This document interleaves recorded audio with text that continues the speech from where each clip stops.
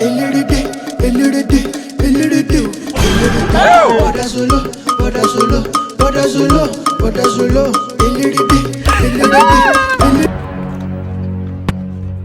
now this guy, now you leave me go to follow Abi. Abi, just hold on there. You say wetin?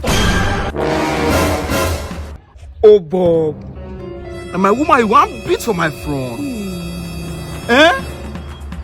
I want beat for my front. Bokoko bengogo, kono. Your boyfriend slapped me. Mo gbé 1.5, go work. Because say you be the capon of this year gang. So you feel say you be one better person, Abi? You will handicap.